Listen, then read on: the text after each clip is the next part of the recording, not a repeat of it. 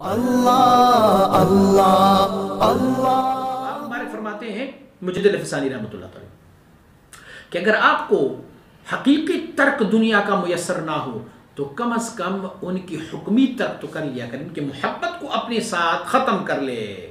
ما احسن الدین والدنیا لو اجتمعا، سبحان اللہ۔ آپ فرماتے ہیں کیا ہی خوب ہوگا جب دین اور دنیا دونوں اکٹھے ہو جائے، سبحان اللہ۔ یہ بھی کچھ روایات میں ہے کہ یہ حدیث شریف ہے، اور کچھ روایات میں ہے کہ نہیں یہ حدیث شریف نہیں ہے، کسی کا ایک مقولہ ہے۔ تو آپ فرماتے ہیں کتنی خوبصورت ہو گئے دنیا اور دین دونوں اکٹھے ہو جائے۔ تو دنیا اور دین کیسے اکٹھے ہوں گے؟ ایسے ہی اکٹھے ہوں گے کہ دنیا بھی رہے لیکن دنیا کی محبت نہ رہے۔ جمع سختن دین و دنیا را از قبیل جمع ازداد، فرماتے دنیا اور آخرت دونوں کو اکٹھا کرنا دو ضد چیزوں کو اکٹھا کرنا ہوتا ہے۔ پس جو آخرت کے طالب ہوتے ہیں ان کے لیے دنیا ترک کرنا لازمی ہے۔ اور فرماتے چون درین آوان حقیقت ترک آن میسر نیس بلکہ متاثر است بضرورت بترک حکمی باید قرار داد۔ فرماتے چونکہ ہمارے زمانے میں دور میں یہ ترک حقیقی میسر نہیں ہو سکتا، مشکل ہے، متاثر ہے، دشوار ہے، نہیں ہو سکتا، میں کیسے ساری دنیا کو چھوڑ کے چلا جاؤں؟ فرماتے یہ مشکل ہے، تو کیا ہے اب ضرورت یہ ہے کہ ترک حکمی کو اپنایا جائے۔ اب ترک حکمی کیا ہے؟ فرماتے ہیں وہ ترک حکمی عبارت از آن اس کے در امور دنیاویہ بمقتضای حکم شریعت غرا محکوم باید شدہ۔ ترک حکمی کیا ہے؟ فرماتے ترک حکمی یہ ہے کہ دنیا کے جو امور ہے اسے شریعت مطہرہ کے احکام کے مطابق کر لیا کرو، بس وہاں پر در مطاعم و مشارب و مساکن حدود شرعیت رعایہ باید نمود و تجاوز ازان حدود تجویز نہ باید کردہ۔ کھانے میں، پینے میں اور رہنے میں، سکونت میں، فرماتے ہیں اس میں سے شریعت مطہرہ کی حدود کی رعایت کر لیا کرو۔ سبحان اللہ۔ سیدنا امیر المومنین عمر رضی اللہ تعالیٰ عنہ آپ مبارک کا تو قول مبارک یہ ہے کہ اگر آپ کے کپڑوں پر جب تک میل کا اثر ظاہر نہیں ہوتا اس وقت تک وہ کپڑے تبدیل کرنا بھی اسراف ہی ہے، بذر ہے، اسراف ہے۔ آپ کا حکم یہ ہے مبارک کا۔ تو فرماتے کھانے پینے میں یا جو شریعت کی یا رہن سہن میں، فرماتے ہیں ساری چیزوں میں آپ نے شریعت غرائے محمدی کے حدود کو، کھانا پینا، اب بتاتے ہیں کہ کھانا کیسے کھانا ہوتا ہے، کیوں کھانا ہوتا ہے۔ اور ایسے ہی در اموال نامیہ و انعام سائمہ زکوٰۃ مفروضہ را ادا باید کر دو۔ آپ کے پاس مال ہے نا بہت سارا، چوپائے، بھیڑ، بکریاں، گائے، بھینس، اونٹ، سارے کچھ، فرماتے ہیں اگر یہ میں کیا ہے، فرماتے ہیں اس میں سے آپ نے ان کا زکوٰۃ ادا کرنا ہے تو تب یہ ایسے ہیں جیسے آپ نے ترک حکمی کیا ہوا ہے۔ اور اسی طرح وہ مال جس پر آپ تجارت کرتے ہیں اس میں اگر آپ زکوٰۃ ادا کرتے جائیں گے تو یہ اس طرح ہے جیسے آپ نے دنیا کو ترک کیا ہے، حکماً ترک کیا ہے۔ ذرا اس بات پر غور تو کر لیا کریں کہ زکوٰۃ دینا بہت مشکل لگ رہا ہے انسان کو۔ کہ کیوں مشکل لگ رہا ہے؟ اسی لیے کہ شیطان کبھی نہیں چاہتا کہ اللہ کے حکم کے مطابق وہ عمل کر لیں، نفس کبھی ان کو نہیں چھوڑیں گے۔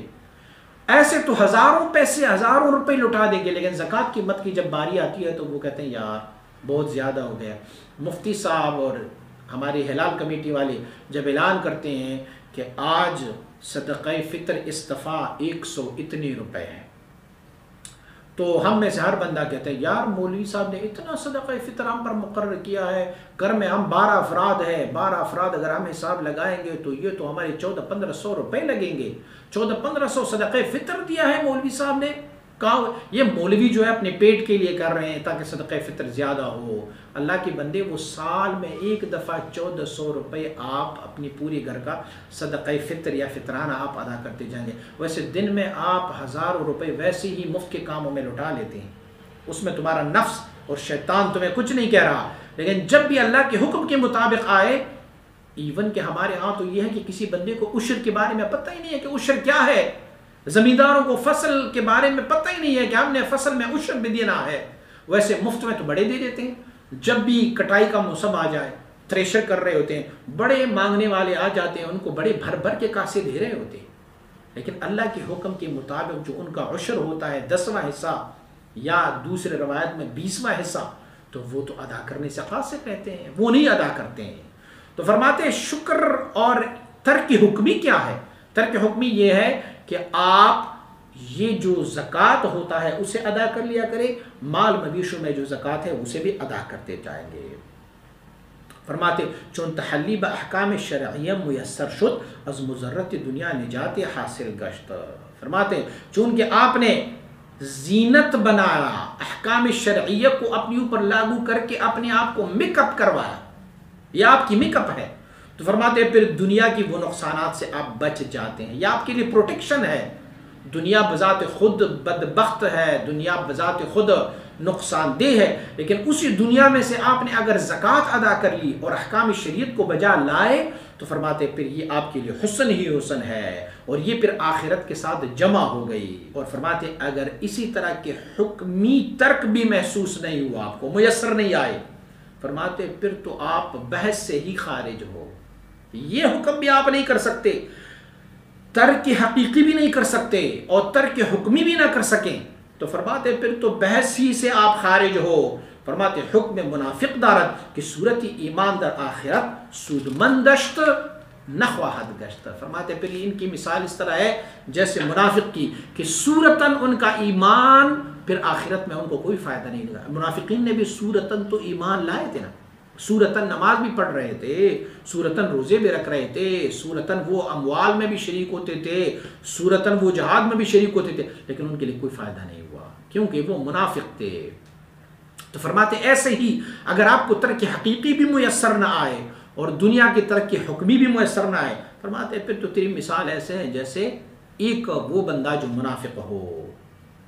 فرماتے صرف یہ ہو سکتا ہے کہ آپ کی عصمت دماغ و اموال دنیاوی است فقط، بس پھر لوگ کہیں گے یہ مسلمان ہے، مسلمان کا مال لینا یہ حرام ہے، آپ کا مال بچا رہے گا لیکن آخرت میں تمہارے لیے کوئی فائدہ نہیں ہوگا۔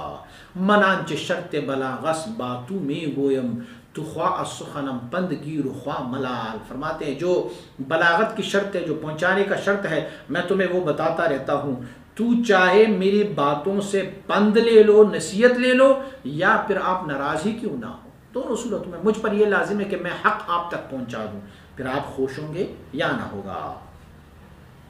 فرماتے تا قدام صاحب دولت باشد کہ بَإِن تم طراق دنیاوی و بَإِن خدم و حشم و بَإِن طعام ہائی لذیذ و چرب و بَإِن لباس ہائی فاخر و پرشک کلمہ حق را بسم قبول استماع مائے۔ فرماتے کون سا وہ بندہ ہوگا اللہ رب العزت کا کہ باوجود اتنے تمطراق کے ساتھ، اتنے نشے اور ٹھاٹ باٹ کے ساتھ جو دنیا کا ہے، اور اتنے خدمت گزار، اتنے کھانے پینے، یہ لذیذ طعام اور یہ مرغن طعام وہ کھاتے رہیں، اور یہ لباس فاخرہ، بہت اچھے لباس پہنتے جائیں، اور پھر بھی ان کو کوئی کلمہ حق بتائیں اور وہ اس کو قبولیت کے ساتھ سن لے، فرماتے یہی بندہ ہے۔ دنیا میں تو یہ ساری چیزیں ملتی رہیں گی، کھانا بھی بہت اچھا، لذیذ، پرچرب، لباس بھی بڑا فاخر، سارا کچھ تمہیں ملتا رہے گا، لیکن کون ہے وہ اللہ کا بندہ جو یہ ساری چیزیں ہوتے ہوئے بھی اپنے آپ کو حق کے تسلیم کر لے اور حق والی بات سن لے۔ فرماتے کیا مصرع فرمایا، فرمایا گوشش از بار در گران شده است نشنود نالو فغان مرا، واہ سبحان اللہ۔ فرماتے پرانے زمانے کے بادشاہ ہوتے تھے نا، وہ اپنا ایک جو ٹوپی رکھتے ہوتے تھے یا امامہ رکھتے ہوتے تھے، اس پر نہ وہ ہیرے جواہرات جڑے ہوتے تھے، اور فرماتے وہ ہیرے جواہرات جو ہے وہ آپ کی کھانوں میں آ گئے ہیں، فرماتے آپ کہاں میری ڈالا و فغان کو سنتے رہیں گے، میری آواز آپ تک نہیں پہنچ سکے، پہلے تو یہ آپ اپنی کانوں سے ہٹا دو نا، یہ ہیرے جواہرات تو اپنے کانوں سے ہٹا دو، تو پھر اس کے بعد جو ہے وہ آپ میری آواز کو سنیں گے۔ معنی یہ ہے کہ یہ دنیا کی جو تمطراقیں ہیں، دنیا کی یہ لذیذ طعام ہے، یہ مرغن غذائیں ہیں، یہ آپ کی فاخر لباسات ہے، یہ آپ کے غلام، یہ آپ کی خدم و حشم، یہ ساری چیزیں پہلے ان کے درمیان میری آواز کو سن لو تو پھر پتہ چلے گا۔ پھر وفقنا اللہ سبحانہ وإیاکم بمتابعت الشریعت المصطفیہ علی صاحب الصلاۃ والسلام۔ اللہ کریم ہم اور آپ کو شریعت مطہرہ پر عمل کرنے کی توفیق عطا فرمائے، اور درود و سلام ہو صاحب شریعت محمد مصطفیٰ صلی اللہ علیہ وسلم۔